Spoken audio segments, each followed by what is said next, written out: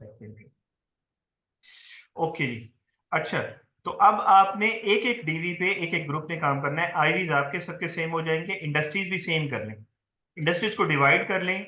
जो आपके डीवीज का डाटा है वो डायरेक्टली आपको मिल जाएगा। जो कैलकुलेशन वाला डाटा है उसके ज़रिए आपको कॉलम्स बनाने पड़ेंगे। जैसे नेट इनकम है तो नेट इनकम का डाटा आपको डायरेक्टली मिल सकता है, उसका कॉलम बन जाएगा। टोटल एसेट्स का आपका कॉलम बन जाएगा, ठीक है। ओनर इक्विटी का कॉलम बन जाएगा, बाद में उसको कैलकुलेट कर लेंगे आप। आपस में कॉलम्स को आप डिवाइड करके आप कर सकते हैं। तो चाहे तो ऐसे ही उठा लें, आप इन वेरिएबल्स को डायरेक्टली स्टेटा के अंदर भी क्रिएट कर सकते हैं, ठीक है।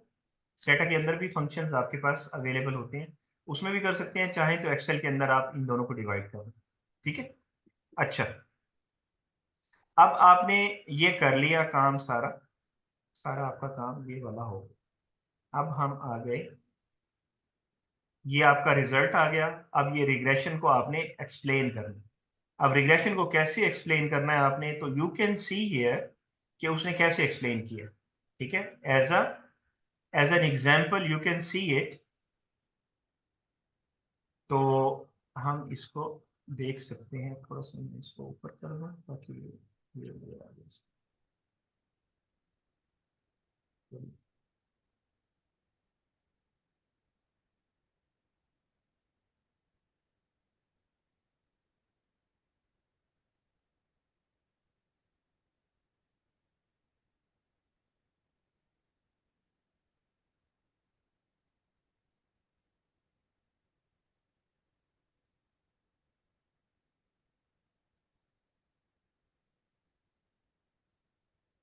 इसको थोड़ा सा छोटा कर लेते हैं, सामने लग रहा है।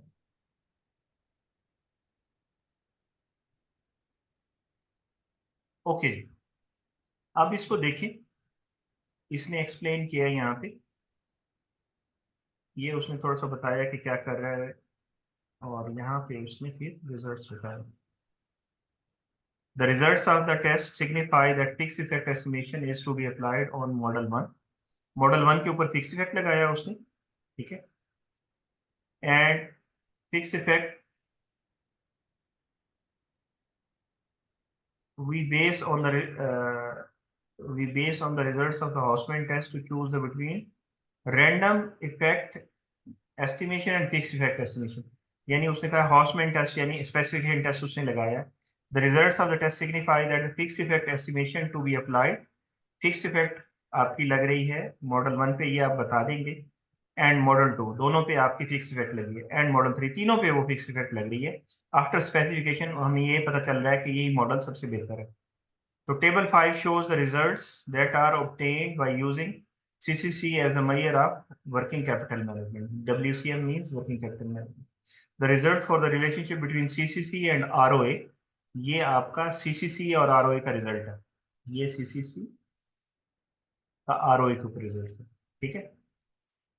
CCC and ROA in model 2 is not statistical significant, ठीक है। वो कहता है ये सिग्निफिकेंट नहीं है रिजल्ट, मतलब इसमें जो पी वैल्यू है उसकी, वो कहता है वो 0.05 नहीं है। जबकि इसका जो साइन है वो नेगेटिव आ रहा है। हम थोड़ा सा ऊपर करके इसको देख लेते हैं, फिर नीचे आ लेते हैं। मॉडल 2 को देख लेते हैं। मॉडल 2 में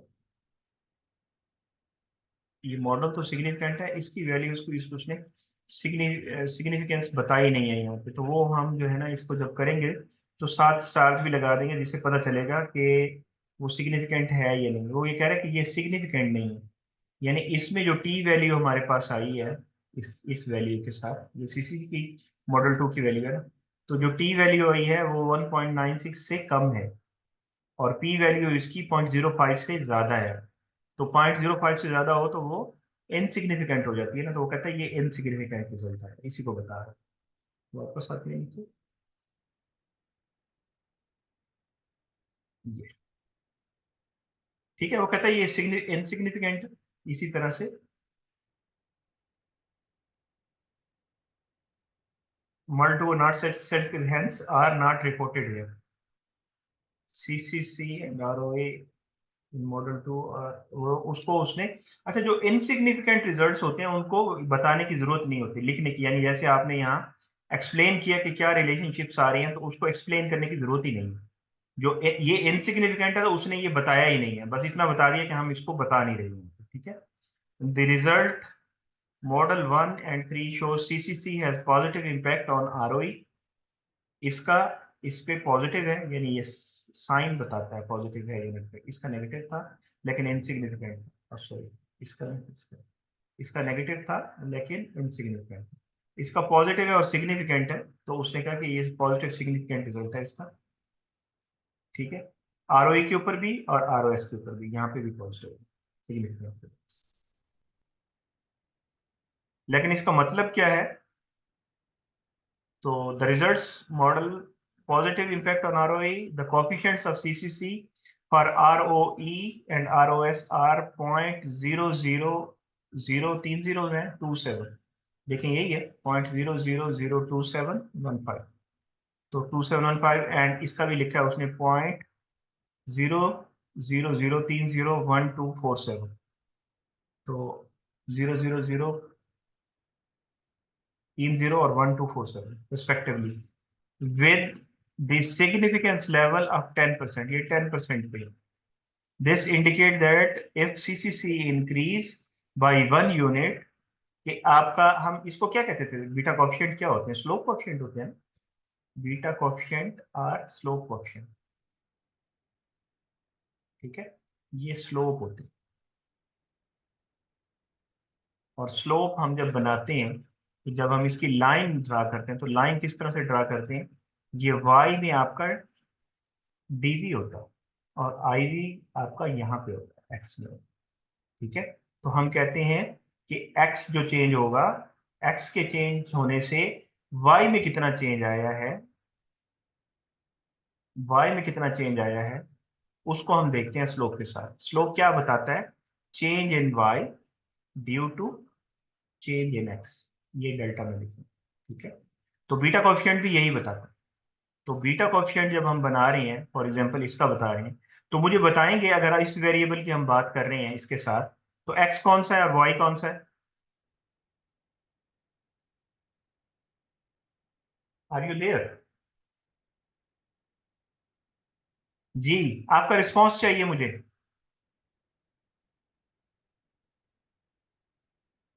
हेलो,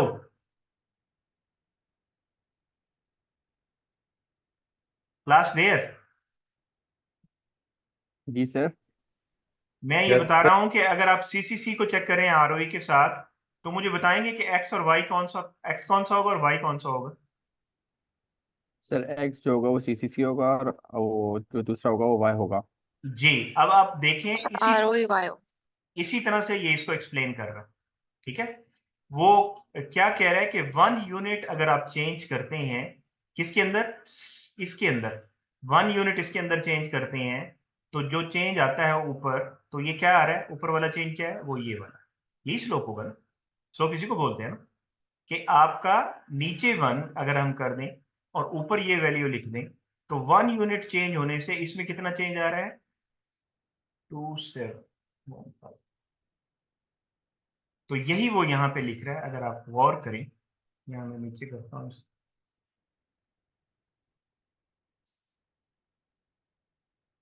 देखें।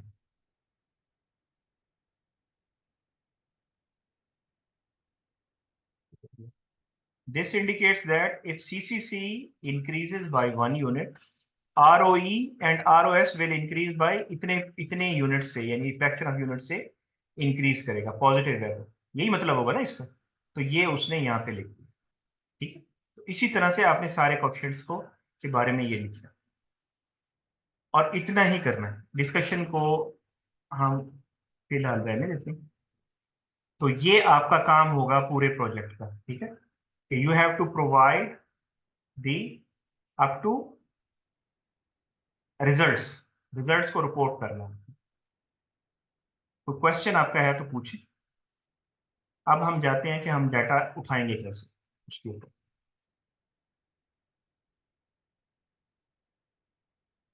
आगे डिस्कशन है अलग अलग, वो हम फिर वो हमारे इसका पार्ट नहीं है कि हम वो लिटरेचर के साथ मैच करते हैं कि हमारे रिजल्ट्स किसके साथ इन लाइन है और किसके किन के साथ कॉन्ट्रेरी है रिजल्ट्स में। तो वो इसका फिलहाल पार्ट नहीं है। आपने रिजल्ट तक है, रिग्रेशन करनी है, रिजल्ट करनी है। यानी आपके जो पार्ट करने वाले हैं वो यहाँ से शुरू होते हैं, इंपेरिकल रिजल्ट्स यहाँ से, डाटा एंड मेथोडोलॉजी शुरू होके यहाँ तक आएंगे, डिस्कशन तक, या कह लें कि डिस्कशन से पहले तक।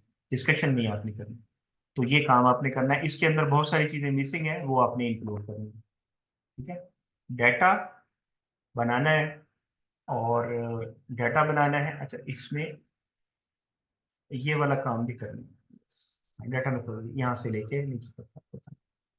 कितने कंपनियां उठानी है, सेक्टर में से कितनी कंपनियां उठानी है, कितने साल लेने हैं, ऑब्जर्वेशंस कितनी बनेंगी, ठीक है, और डाटा की कैलकुलेशन किस तरह से करनी है, और उसके इकोनोमेट्रिक मॉडल बनाने हैं आपने। और उसके बाद अ, हर वेरिएबल की आपने डेफिनेशन लिखनी है कि कैलकुलेट कैसे किया आपने, ये सारा आपने लिखना है, ये पूरा पार्ट करना है। और उसके बाद आपने डाटा के ऊपर जो है, पहले आपने डिस्क्रिप्टिव रन करना है, फिर आपने डायग्नोस्टिक्स रन करने हैं, जिसमें मैंने 5 आपको डायग्नोस्टिक्स बताएं। जिसमें से नॉर्मेलिटी को मैं कह रहा हूँ कि अगर आप ऑब्जर्वेशन 200 से ऊपर लेते हैं तो नॉर्मेलिटी को हम छोड़ सकते हैं। बहरहाल मैं उसका आपको बता दूंगा कि नॉर्मेलिटी का हम क्या चेक करते हैं। तो वो आप टेस्ट रन करेंगे, फिर मॉडल स्पेसिफिकेशन के टेस्ट रन करेंगे, और फिर आपके रिजल्ट्स आ जाएंगे। उनको आपने एक ही टेबल के अंदर डालना है, और फिर आपने ये एस्टिमेटरी इक्वेशंस लिख देनी है, और फिर आपने रिजल्ट्स को बता देना। बस ये काम है आपका प्रोजेक्ट, राइट। किसी का कोई क्वेश्चन है तो पूछे। अब हम डाटा की तरफ जाते हैं कि डाटा हम कैसे देखेंगे।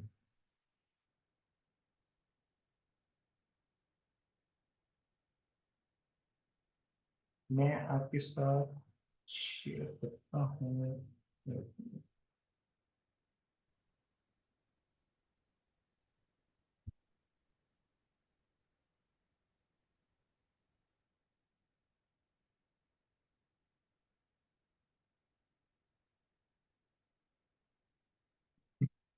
अच्छा तो हम यहीं से मैं यहाँ से शेयर करता हूँ आपके साथ। दूसरी स्क्रीन शेयर करता हूँ। अब हम देखते हैं कि हम डाटा कैसे लेंगे। आप चले जाएं जी,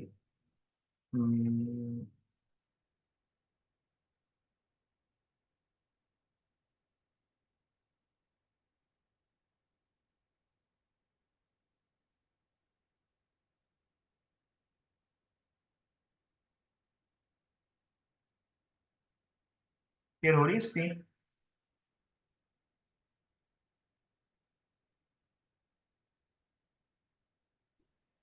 यस जी सर। सर, क्लियर है, बिल्कुल क्लियर।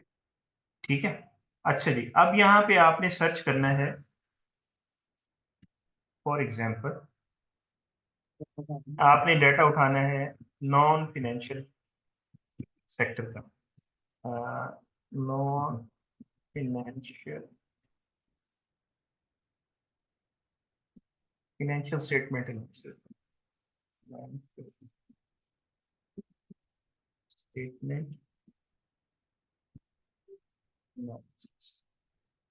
ठीक है। आप नॉन फिनेंशियल सेक्टर, आप नॉन फिनेंशियल सेक्टर, ये खुद भी दे दिया उसने, SBP, state bank of Pakistan की तरफ से, ये आ गया आपके पास, राइट। अब आप इसको इस तरह से यहाँ से डाउनलोड करें, ओपन कर लें इसको, ये खुद ब खुद खोल दो इसको।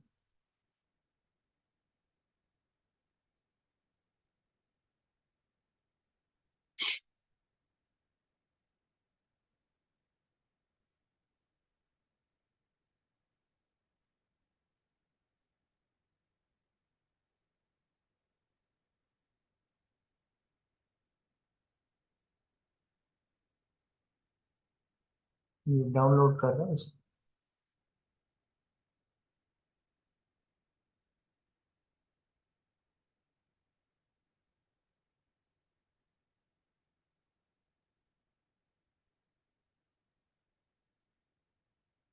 अगर आपके पास नेट की स्पीड थोड़ी बेहतर हो तो ज़रा जल्दी कर देगा।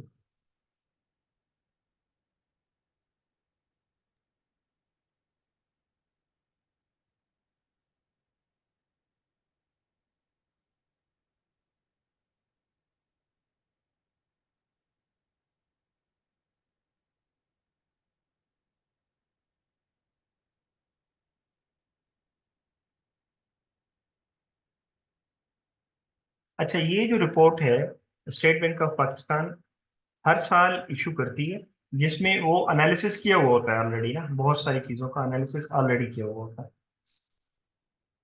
तो आप ये डाउनलोड कर लेंगे, यहाँ से आपको काफी सारा डेटा मिल जाएगा। जो नहीं मिलेगा डेटा, उसके लिए आप क्या करेंगे, उसके लिए आप फिर फाइनेंशियल स्टेटमेंट्स देखेंगे इन कंपनीज की, क्योंकि ये पब्लिकली लिमिटेड कंपनीज हैं। अच्छा, ये डाटा शो कर रहा है 2016 से 2021 तक का, इस तरह से 2017 से 2022 तक का भी डाटा होगा इसके अंदर। ठीक है, और आप इसको देखें, ये नजर आ रही है ना रिपोर्ट आपको, इसमें आप देखें, इसमें सारे सेक्टर्स हैं आपके पास।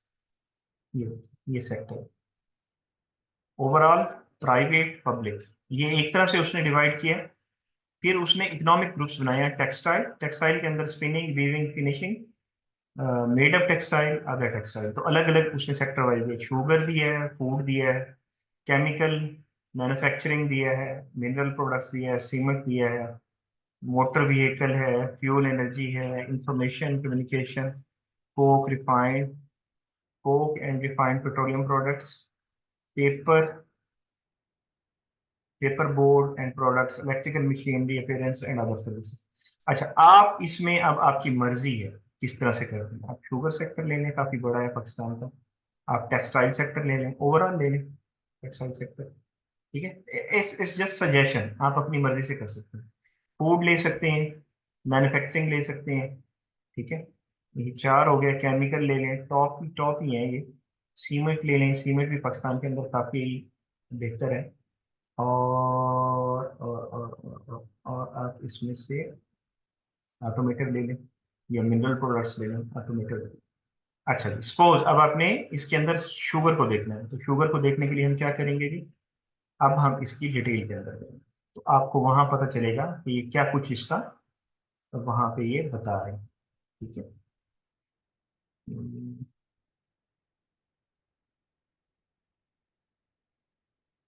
शुगर,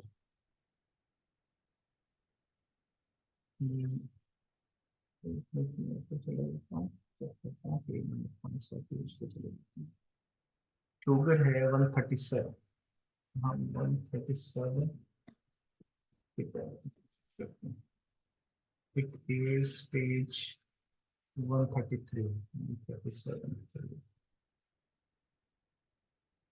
ये शुगर सेक्टर है। देखें यहाँ पे ओवरऑल उसका बताया हुआ है, थोड़ा आउटलुक बताई हुई है कि क्या है, परफॉर्मेंस कितनी रही है, और वगैरह वगैरह ग्राफ से। ये शुगर की ओवरऑल यानी टोटल शुगर फैक्ट्री की आपने एवरेज निकाली हुई है। आप इन्हें इसको इसको छोड़ दें। ठीक है, एवरेज नहीं लेनी, ये पहले शुगर मिल है। ठीक है, अब्दुल्ला शाह गाजी शुगर मिल। अच्छा, इसमें अब बहुत सारी कंपनीज हैं, आप इसमें से कुछ कंपनीज ले लेंगे, यानी आप अपना जो ऑब्जर्वेशन है वो आप चाह रहे हैं कि भाई 200 से ऊपर बन जाए, तो आप पाँच पाँच ले लें, चार चार ले लें कंपनीज। ठीक है, फॉर एग्जांपल इसमें से आप ये कंपनी सिलेक्ट कर लेते हैं। अब देखें इसके अंदर ये नॉन करंट एसेट्स की वैल्यूज यहाँ दी हुई हैं, और किस तरह से दी हुई है। इट इज 16, 17, 18, 19, 20, 21, 6 साल का है ये तो।